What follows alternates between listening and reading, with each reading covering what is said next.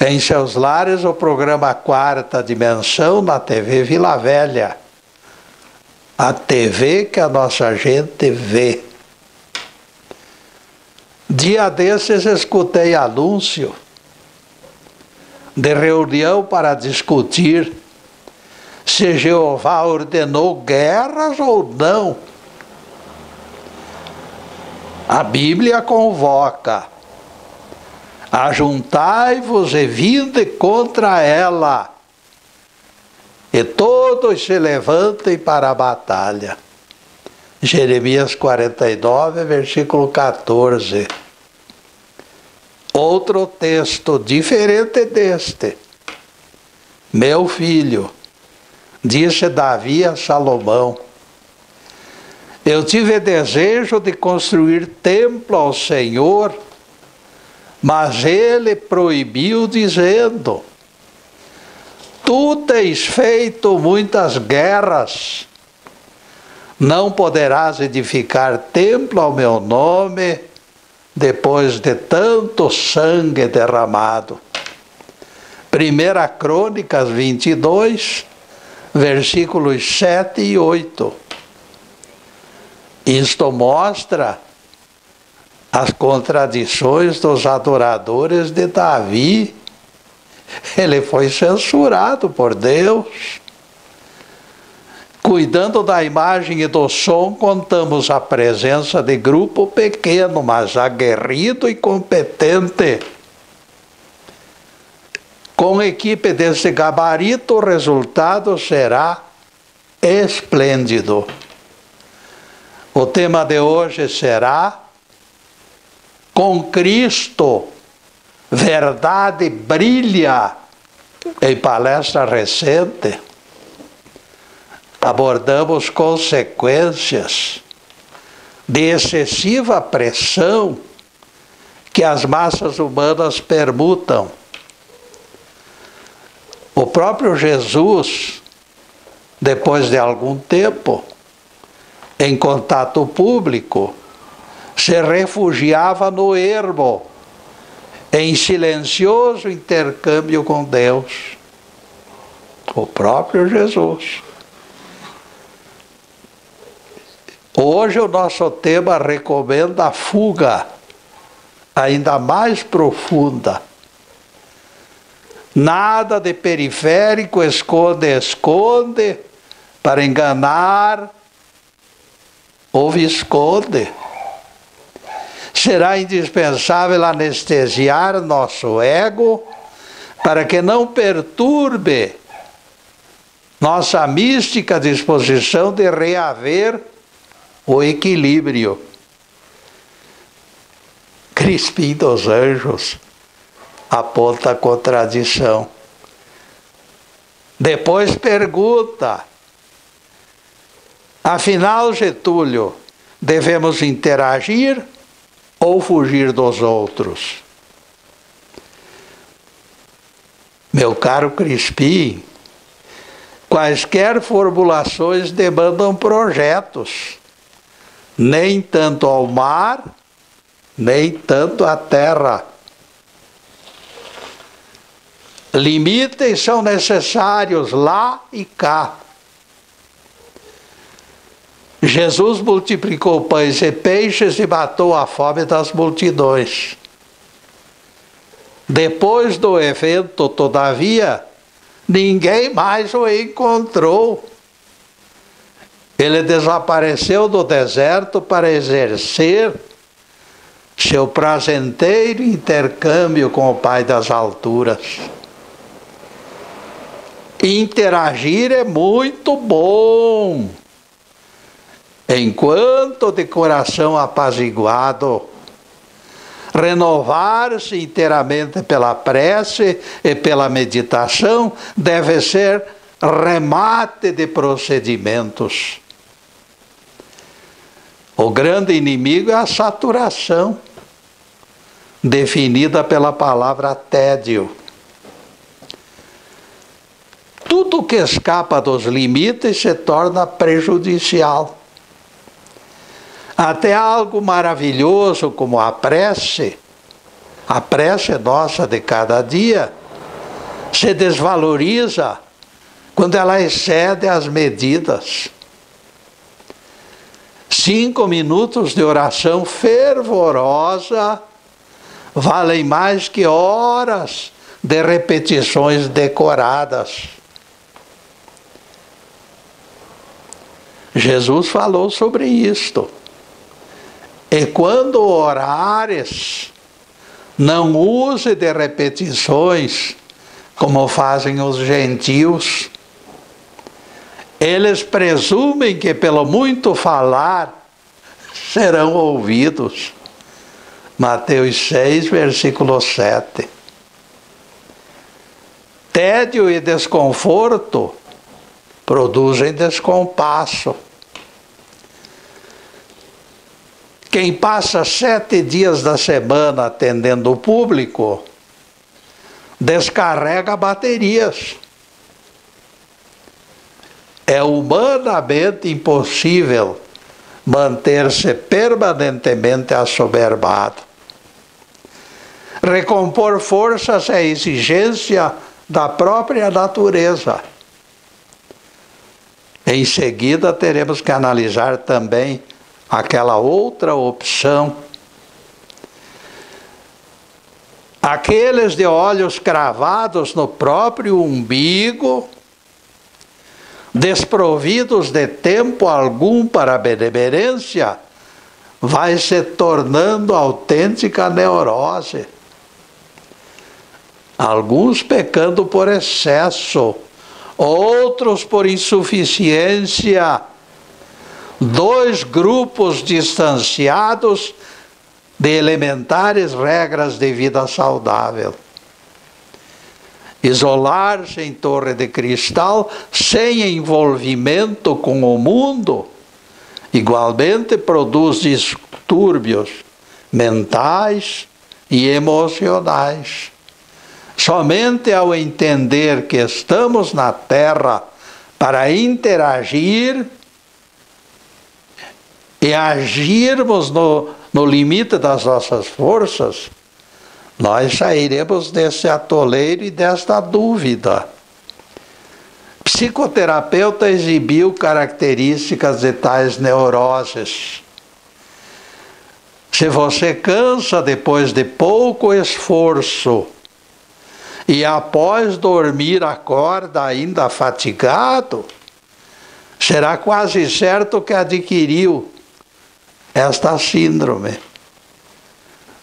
O distúrbio nasce do tédio, de artífices insatisfeitos com suas tarefas, que ao invés do prazer de obra pronta, devolvem desgosto e fadiga. A vítima deste incômodo parece ter nascido de chocadeira. Tão forte é a sensação de que não devem nada aos outros, incluindo até mesmo os seus pais. Este tipo de gente exibe impressão de só possuir créditos. Os psiquiatras os aconselham a fugir de si mesmos, numa busca didática de como vivem as demais pessoas e famílias.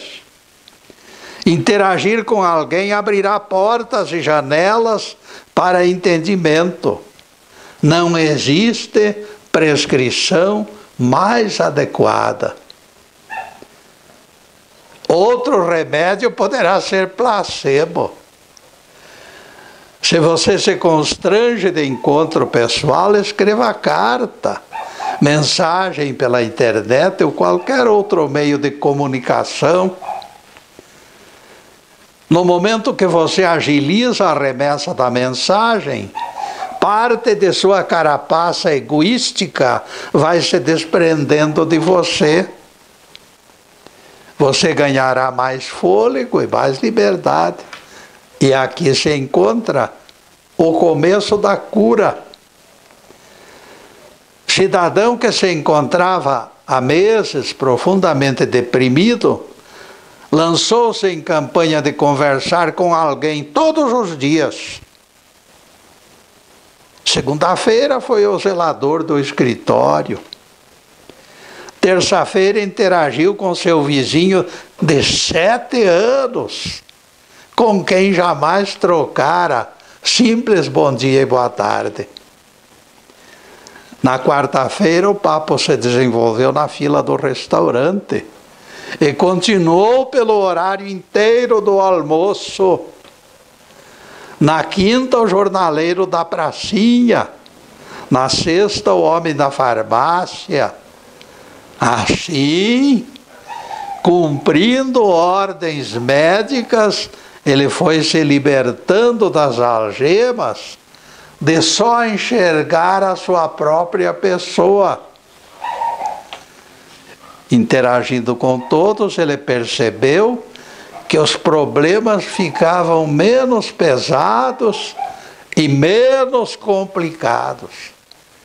Era uma divisão de tarefas. Tomai sobre vós o meu jugo, conclamou o nosso rabi, e aprendei de mim que sou manso e humilde de coração, e achareis descanso para as vossas almas, porque meu jugo é suave e o meu peso é leve. Mateus 11, versículos 29 e 30, palavras de Jesus. Agora, acostumei, exclamou aquele homem sorridente e feliz da vida. Nunca mais deixarei de quebrar o gelo com as pessoas. Usando esse sistema simples de partilha prazerosa, alcancei a cura. E a vida dele se tornou bem melhor. Advogado brilhante, doutor da lei, conhecedor profundo das Escrituras, certa vez interrogou Jesus. Afinal, quem é meu semelhante, meu próximo? Inquiriu o ilustre beletrista, acompanhando as palavras com um sorriso irônico. Jesus entupiu o vaidoso arguidor, contando-lhe a história do bom samaritano. E neste ponto, amigos, nós vamos fazer a primeira interrupção do programa para os comerciais do canal. Mas é um instantinho só. Daqui a pouco estaremos de volta. Obrigado.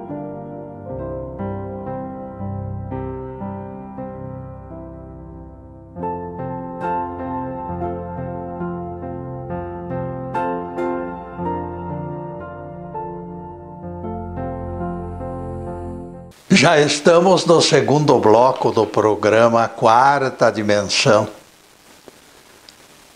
Por gentileza de bons amigos, nosso site está na telinha. E convidamos vocês para visitá-lo.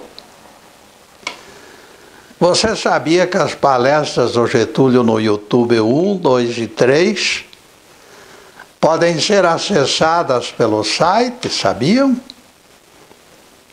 Pois meu querido neto Ricardo construiu 3 pontes no Getúlio no YouTube. Assista e, por favor, amigo, divulgue. Para alguém com estrutura modesta, composta de solidário, mas pequeno grupo, que ajuda, eu fico feliz com a audiência de vocês, nem quero saber quanto. Ninguém imagina o tamanho do meu agradecimento aos divulgadores anônimos. Nesta altura pedimos atenção. Este programa vem sendo transmitido pela TV Vila Velha durante a semana inteira. No que me concerne, agradeço a audiência e a gentileza deles. Quarta Dimensão é gravado nos estúdios Fernando Martins e as palestras ficam disponíveis no Facebook Live TV PG. Parabéns ao Fernando e ao Zube, que nos ajudam bastante. E continuaremos nosso tema com Cristo. Verdade brilha. Os judeus e samaritanos se odiavam há séculos. Aquele judeu caíra nas mãos de malfeitores. O samaritano compadecido esqueceu desavenças e carregou o judeu até a estalagem. Depois de socorrê-lo, antes de retornar à estrada, o samaritano deixou dinheiro para as despesas e recomendou ao dono da pensão: cuida deste homem, e se alguma coisa gastares a mais, eu te restituirei na volta. Lucas 10, versículo 35. Voltando-se para o intérprete da lei, Jesus lhe perguntou: qual o próximo daquele que caiu nas mãos dos salteadores? E o advogado lhe respondeu: aquele que usou de misericórdia para com ele. Pois então, disse Jesus, vai e faz a mesma coisa. O Evangelho não registrou continuidade da história. E não conhecemos o futuro do presunçoso causídico. Duvidamos, porém, que ele tenha ficado insensível ao quadro do viajante ferido na estrada.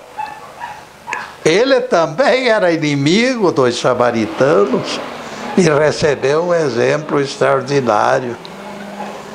Ligado aos judeus, ou ele mesmo também judeu, aquele doutor da lei tinha sérias restrições quanto aos samaritanos.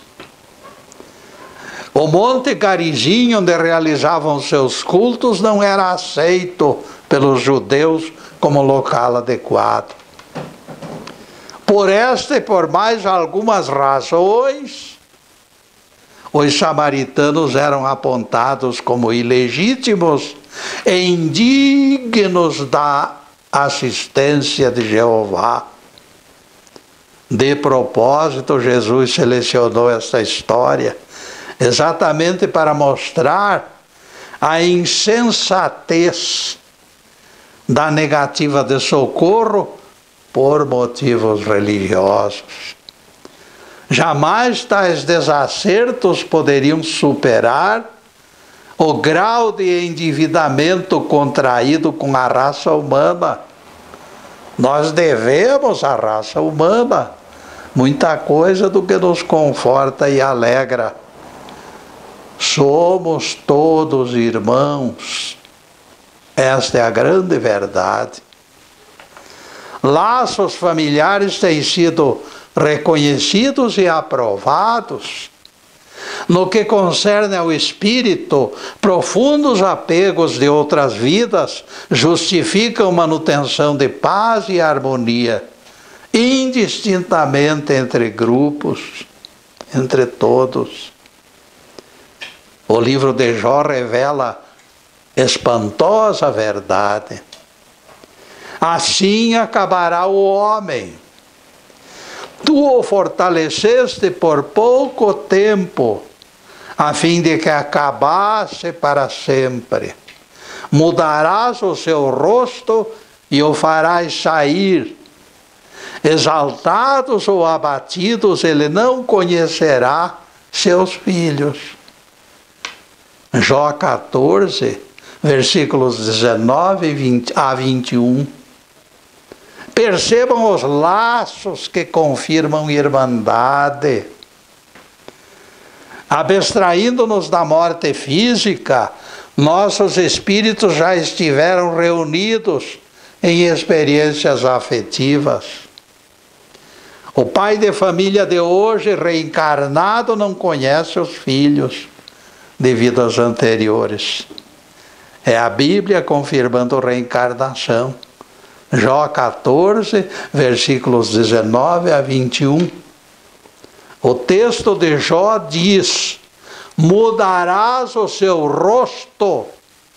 O texto de Jó proclama: o pai não reconhecerá seus filhos de outras vidas. Todos retornaremos reencarnados com um novo rosto. Percebam a insegurança de eventual agressor. Percebam o quanto agredir é realmente uma transgressão enorme. Ele poderá estar violentando o filho ou filha, ou os próprios pais de outras vidas. A reencarnação alargou a responsabilidade de viver sem violência. Teremos que pensar 2 vezes antes de agredir ou insultar alguém. Aquele estranho poderá ter sido alguém precioso que conviveu conosco em radiosas e consoladoras fases da nossa vida. Tem que pensar nisso, amigo. Valerá analisarmos este algo surpreendente. Em certas ocasiões a consciência grita mais alto quando nos desentendemos com certas pessoas. O remorso pelos males que lhes acarretamos nos invade com inusitada intensidade. Pressentimento estranho nos sacode as estruturas da alma. Tal pressentimento mostra que estamos prejudicando alguém de casa, companheiro amorável de jornada anterior. O bom samaritano teria o beneplácito da cultura do seu povo se desprezasse os gemidos do judeu violentado. É judeu e não merece perda de tempo com ele.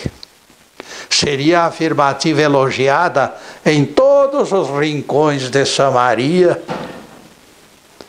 A vingança sobrepujava tudo na consciência deles. A carência extrema do infeliz, porém, mexeu de maneira insuportável na mente e no coração do samaritano. Quem poderia negar que o ferido fora companheiro amado e respeitado de outras vidas? Talvez por intuição alguém já me disse que o bom samaritano fora alhures, confidente do judeu maltratado. Ele viu aquele homem prostrado como parte saudosa de cálida convivência. O mestre poderá ter levado em conta estes imponderáveis para introduzir no Evangelho essa edificante narrativa. A história contada por Jesus nos aponta mais 2 personagens incluídos no roteiro de viagem. Esse sacerdote, este aqui sacerdote, aquele outro levita, ambos pertencentes à mesma religião do homem ferido. Os 2 passaram de largo, fugindo rapidamente daquele estorvo. Este fato realça o gesto fraterno do samaritano e o nosso argumento de que já convivera com a vítima dos assaltantes. E por que não? Toda a nossa vida faz parte de uma trama sutil.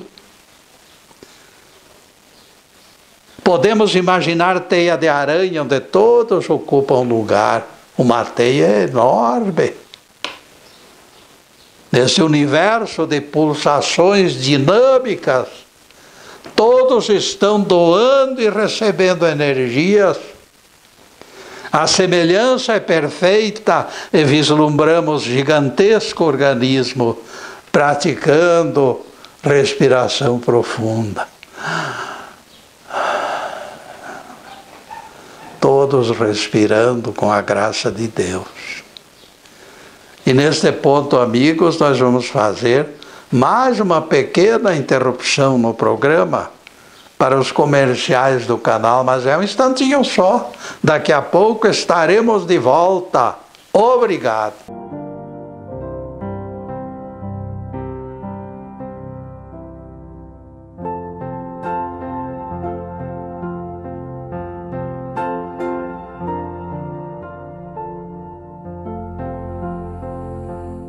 No retorno ao terceiro bloco, o Crispim dos Anjos me abordou.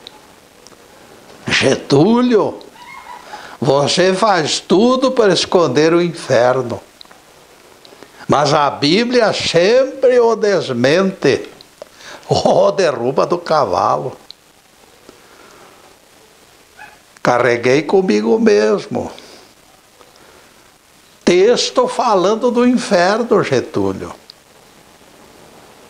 Este beberá do vinho da ira de Deus e será atormentado em fogo e enxofre diante dos santos anjos e na presença do Cordeiro.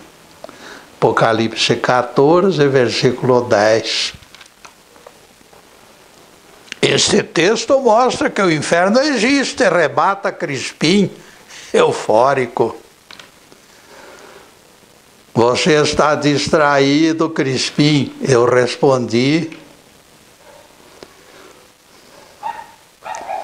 Se dito inferno fosse eterno, por que Deus mandaria o Cristo e os santos anjos assistir àqueles apenados? Não caberiam alívios, Crispim. Se o inferno é eterno, está todo mundo condenado, não adianta panaceias. A interpretação espiritualista comprova seus fracos argumentos, Crispim. Os ímpios que serão rejeitados no mesmo juízo final dos justos irão para planeta de provas, para a continuidade do aprendizado. Rejeitamos penas eternas, incompatíveis com o amor do Pai Celestial. É naquele lugar de pranto e ranger de dentes que eles terão assistência dos santos anjos e do Cordeiro, como informa Apocalipse 14, 10, este que você trouxe como prova do inferno. Depois desse pinguinho de doutrina, a continuidade do tema de hoje, com Cristo, verdade brilha. Quem está ao norte da teia gigantesca sente a vibração dos que se encontram ao sul, porque todos estão interligados numa fonte única. A vida se nutre de força que recebe e distribui. Escutem as palavras de Paulo aos atenienses. Todos se encontram alimentados pela mesma corrente, absorvendo idêntica energia. Vejam as palavras do texto. Eu sou a videira, disse Jesus. Vós sois os ramos. Quem permanece em mim e eu nele, esse dá muito fruto, porque sem mim nada podeis fazer. João 15, versículo 5, palavras de Jesus. Desertar é, portanto, o supremo pecado, pois representa a recusa de compromisso. Desligamento da graça é transgressão mortífera. Prestem atenção nas palavras de Paulo aos atenienses.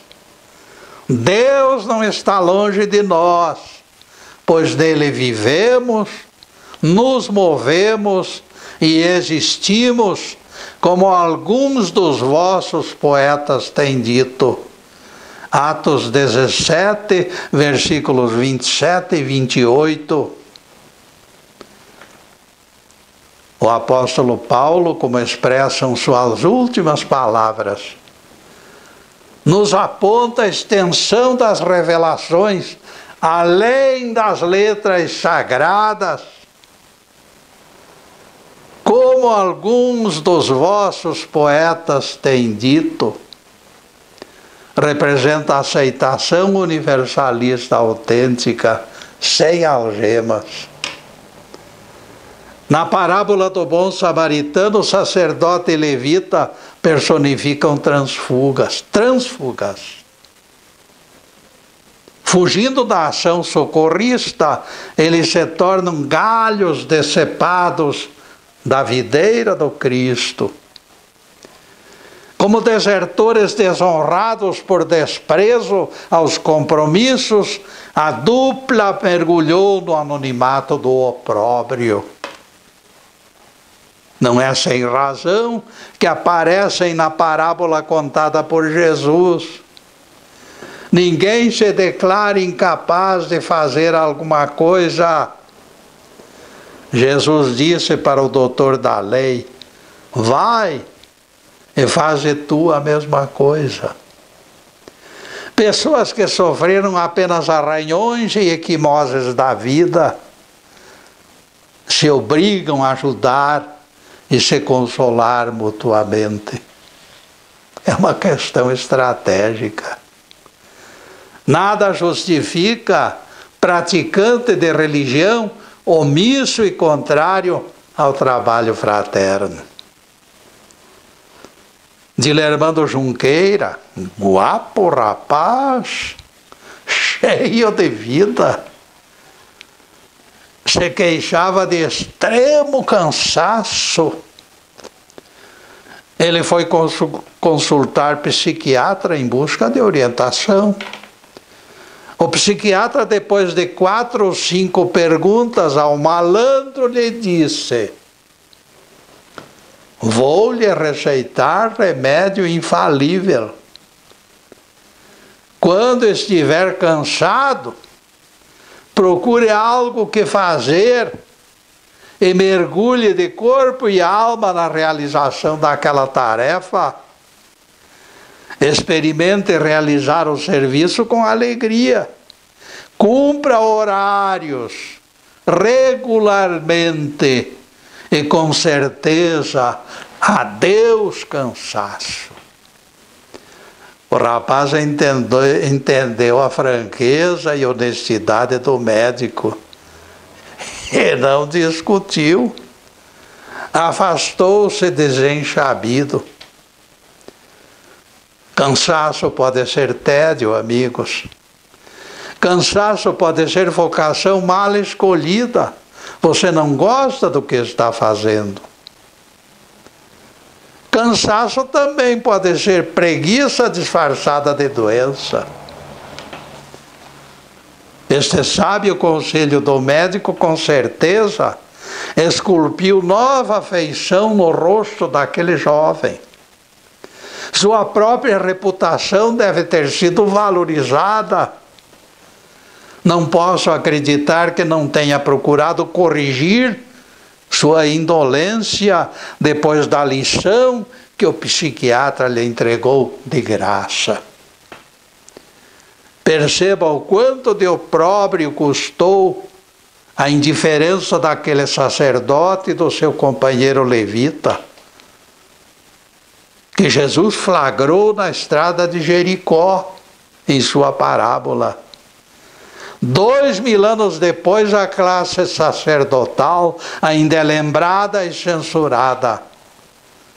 A omissão de socorro, embora praticada em recanto inóspito, até hoje repercute.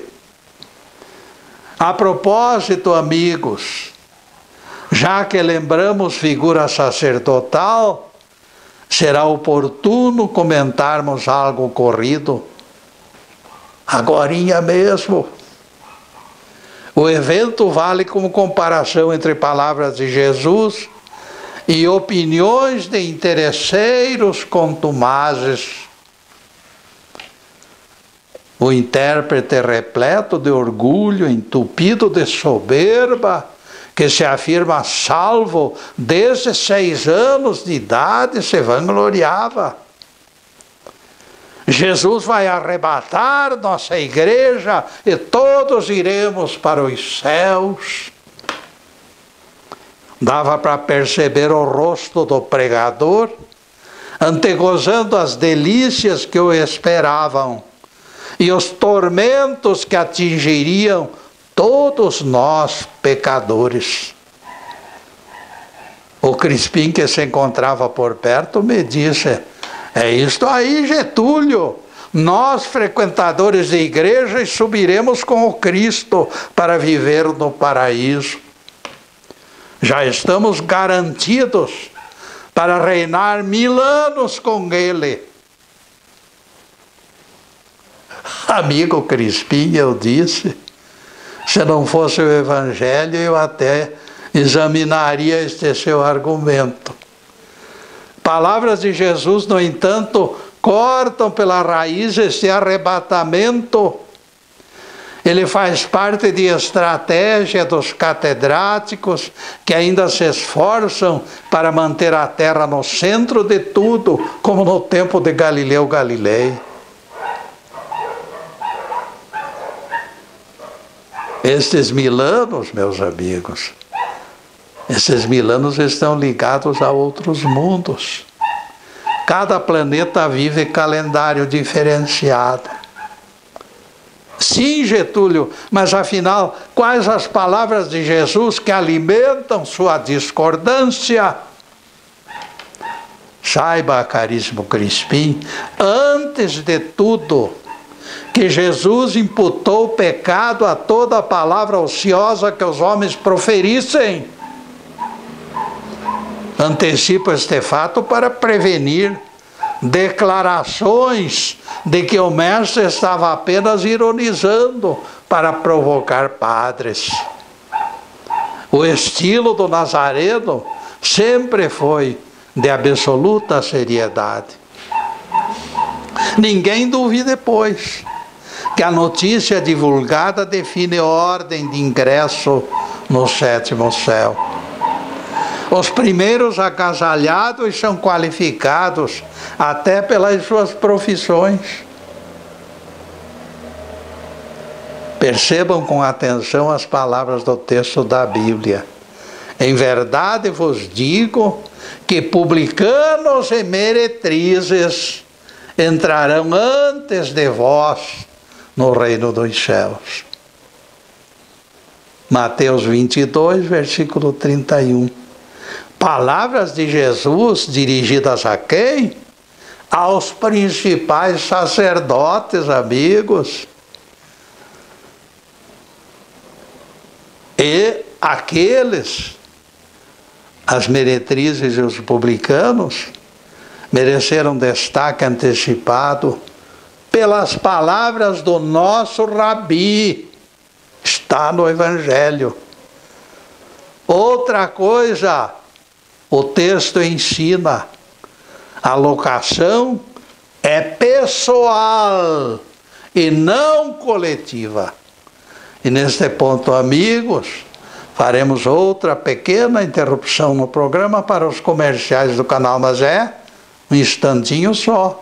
Daqui a pouco estaremos de volta. Obrigado.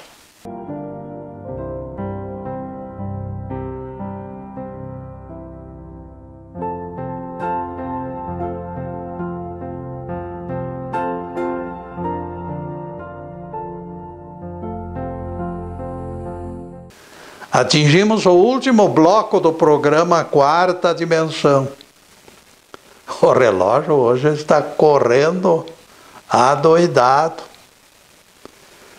E não esqueçam as tardes de sextas-feiras, a partir das 15h30, quando divulgamos Evangelho e Bíblia na TV Vila Velha. Para a próxima semana estamos trabalhando noutro assunto, extraído das Escrituras. Em seguida, os últimos questionamentos sobre o tema de hoje. Com Cristo, verdade brilha. Espera aí, Getúlio, que você está indo longe demais, diz Crispim. O Apocalipse define com clareza. Os mártires e gigantes da fé reinaram com Cristo por 1000 anos. Apocalipse 20, versículo 5. E eles eram coletividade, Getúlio, e se encontravam no paraíso reunidos. Veja, Crispim, que estes foram degolados pela causa do Cristo. Flechados, degolados, maltratados de todas as formas. E não fraquejaram. Dentro das afirmações sempre repetidas por mim, o paraíso não é um lugar especial. Não é. O paraíso é estado de espírito. Posso lhe dizer, dentro desse raciocínio, que eles viviam plenitude da bem-aventurança. Quem cumpre o que Deus manda, reina com Cristo. Não encontro neste conjunto de verdades algo que justifique as tropelias de multidão invadindo o 7º céu. As palavras sobre a entrada na glória reservadas aos publicanos e pecadores são sustentáculos dos meus argumentos. Eles vão entrar primeiro, minha gente. Ademais, ninguém esqueça que a Bíblia define fatos ligados aos espíritos expulsos para planetas inferiores. Teólogos sentem profunda ojeriza por essa teoria, contrária ao inferno deles, e rejeitam o que possa favorecê-la. A partir daí, eles se obrigam a desprezar evidências e se agarram no cipoal da confusão para se sustentar. Analisemos um exemplo clássico para esclarecer com maior clareza. A parábola do rico e do Lázaro nos mostra a autêntica colônia espiritual, com espíritos desencarnados interagindo, conversando, trocando ideias.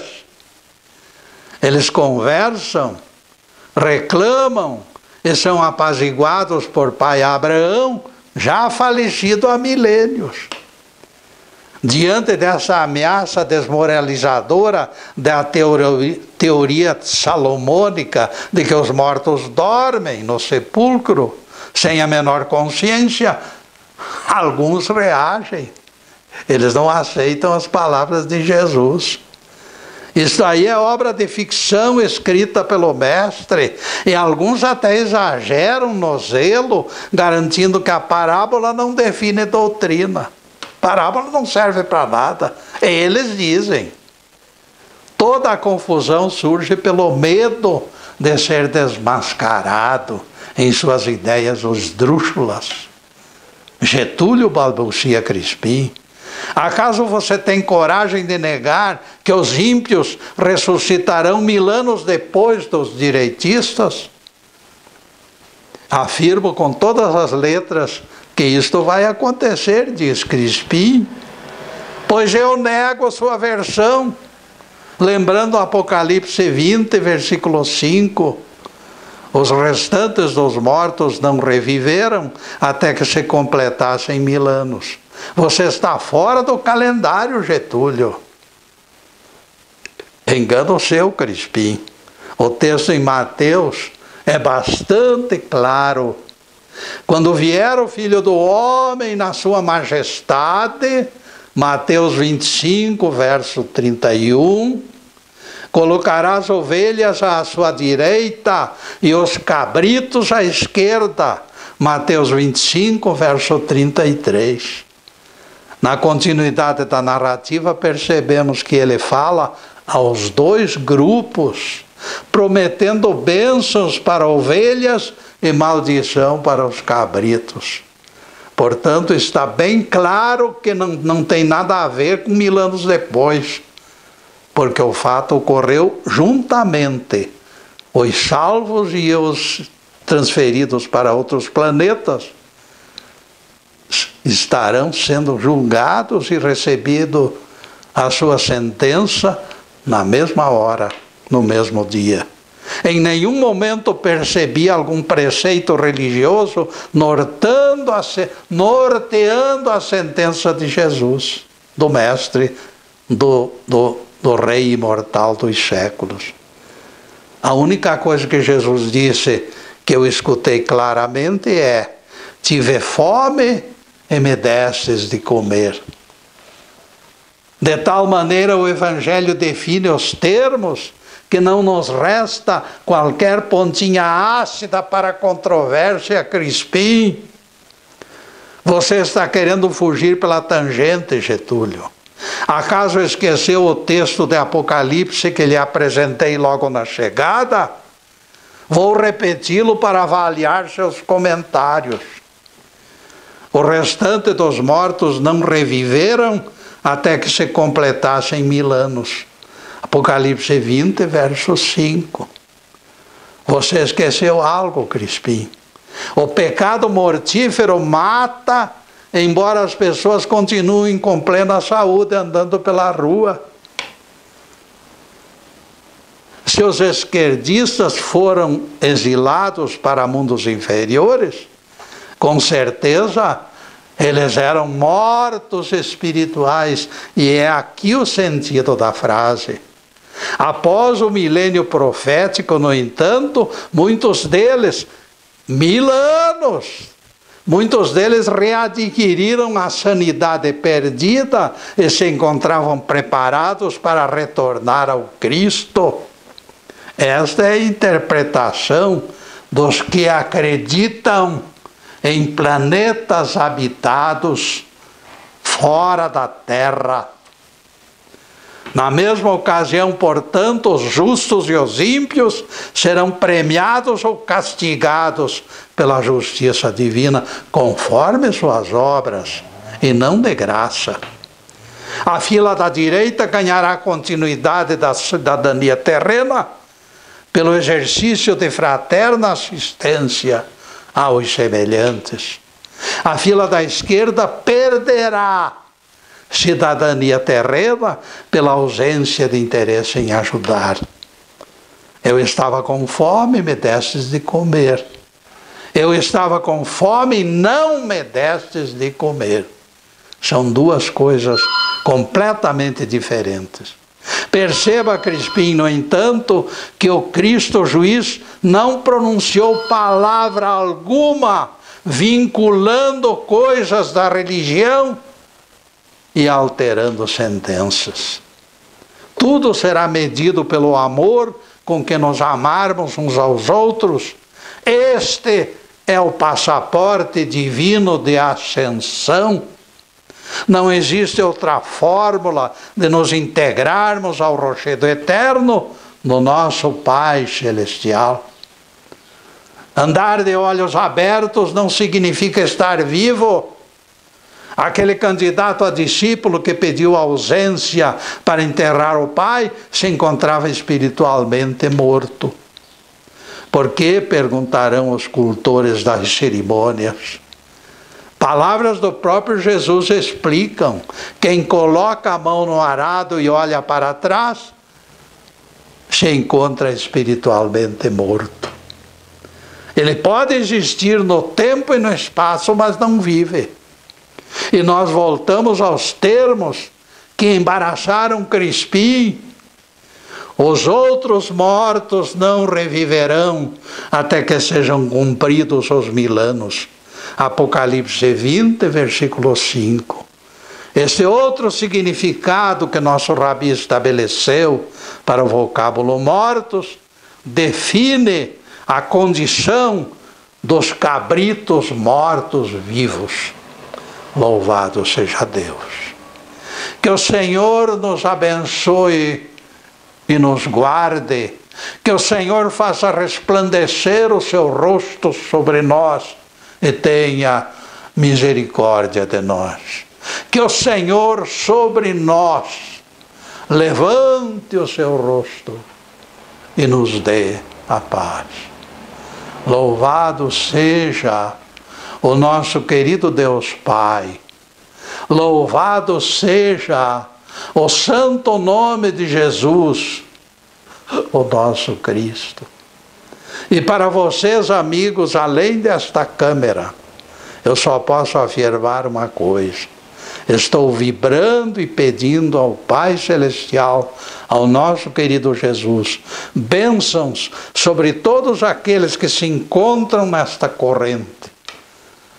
Bênçãos de paz, de harmonia, de conforto espiritual, de saúde, prosperidade, tudo de bom. Mas acima de tudo, meus amigos, amor no coração.